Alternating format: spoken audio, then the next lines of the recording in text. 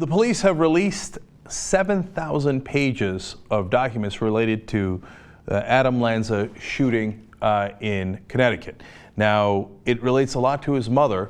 Of course, if you remember, he shot 20 kids, 6 administrators in the school. He shot himself, or he got killed at the end, I should say, and he shot his mom, Nancy Lanza. He actually started with his mom. And we learned so much from these new documents. And the first thing we learned was the state of her body when they found it.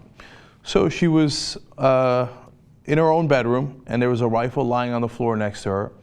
And of course, she's the one who had been training Adam Lanza on how to shoot guns. And that's the heart of this story. Now, he also had obviously some mental issues, and she was trying to figure out how to get beyond that. For that, I don't fault her at all. I commend her. There was an ironic book right next to her, Train Your Brain to Get Happy. That apparently did not work in this instance. But what's much more interesting is the backstory of how Adam Lanza came to be so familiar with guns. Turns out his mom, Nancy, the first person to get shot, started training him at the age of 4. Now, recently in a book that was released, Marvin Lanfontaine, who's an old family friend, described how Adam was, quote, comfortable with a firearm at the age of just 4. He said from the beginning you could tell that he liked the feel of a gun in his hands. Everything about this is chilling. She decided to give him a Ruger because it was lightweight and easy to handle for a kid. Now, I have a son who's almost 4 years old now.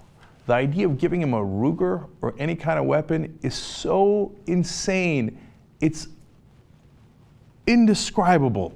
How could you be a parent and start giving a kid, a 4-year-old kid, a gun? And then, of course, later, everyone was shocked that he wound up using these guns to terrible effect. Look, you got to understand, he started exhibiting antisocial behavior as a teen. He apparently wrote obsessively about battles, destruction, and war, according to his teachers. They say the level of graphic violence in his writing was disturbing, and it was so graphic that it couldn't be shared with anyone else.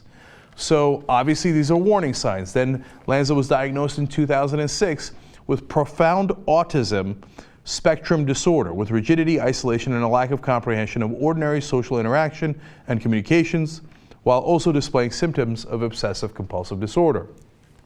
For example, he changes socks up to 20 times a day. Now, if you know someone with OCD, that doesn't mean they're going to be a killer. And that goes for autism as well, of course. Now, a lot of people will say, hey, Cenk, don't do that. Don't talk about autism. But this is what he had. So it doesn't mean that other people who are autistic are going to do what Adam Lanza did. Of course not. Of course not. But at the same time, you can't bury your head in the sand and see the warning signs and surround a kid like that with weapons. It's not a good idea, because there were weapons all over the house. There were 5 weapons in the house. There was bullets lying around. There were bullets in old peanut cans. They were everywhere. Now, by the end, they had found pictures like this in the house. Now, the dad claims, oh, no, that's not necessarily Adam, that he has no recollection of that picture. That doesn't mean anything, right? They found that picture in the house. Look at that. That's a young toddler, by the way, with a gun near his mouth. I hope to God it wasn't loaded, right? I hope, you assume, but I'm not sure what you should assume with this family. And yes, there he's got not only bullets there, but grenades in that ammunition belt in his lap. There appears to be about 8 weapons behind him. Gee, I wonder how he wound up as he did. See, a lot of gun enthusiasts say, oh no, you guys, you don't know, man. We're ready for a home intruder. No, the intruder is oftentimes already inside your home. It's one of you guys.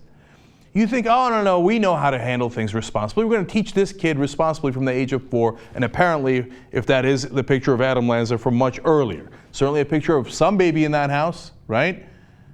No, you're not going to be able to be responsible with it. And once you realize your kid is got mental issues, see, the responsible thing to do would have been to take the 5 guns out of the house. Get the guns out of the house. Get them out, get them out, get them out. By the end, Adam Lanza stopped talking to his mother. For 3 months, he did not leave his bedroom.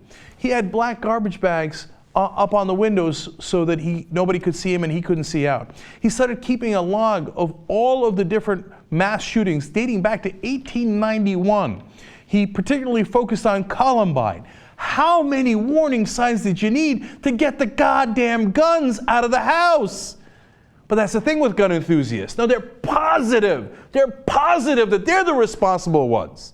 Everybody else that gets shot at home, either by accident or on purpose, people get angry, use the guns, people commit suicide, kids get a hold of the gun and shoot themselves or other kids or their family members by accident. That's always somebody else. It's never you. Because Nancy Lanza, she had her figured out. She was a responsible gun owner.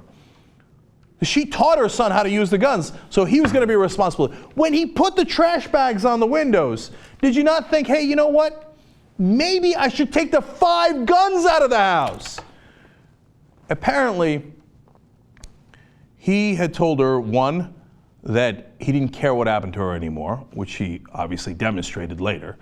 And number 2, that he was now convinced that the kids in the elementary school, which she was a part-time volunteer at, that she loved them more than she loved him.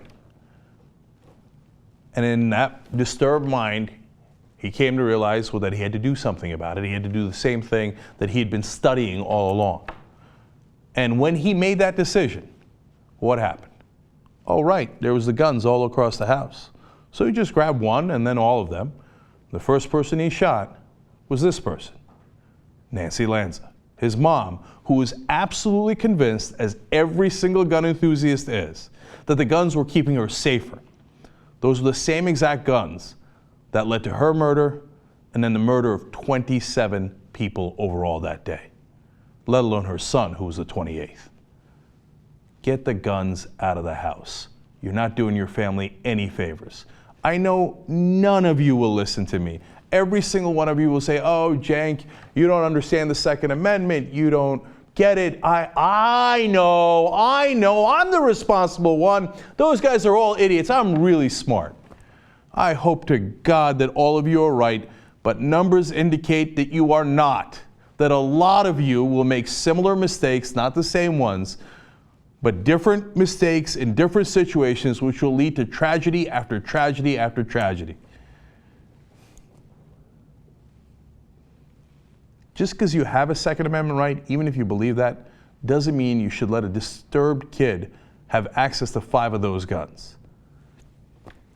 So if you're saying, hey, Cenk, you seem to be, criticizing the woman who was a victim here, who got shot in the first place, you're right. I am criticizing her. So if you're bothered by that, oh, I'm sorry. But this isn't about Nancy Lanza. She's already dead. This is about the next Nancy Lanza, who's absolutely convinced that nothing can go wrong with all the guns in the house. Remember her. Remember that picture of the kid with all the grenades and the bullets and the weapons all around him? Next time, you're absolutely sure that the guns in your house won't cause any trouble. Well, those guns in that house led to the deaths of 28 people. When you see pictures like that, nobody should be surprised.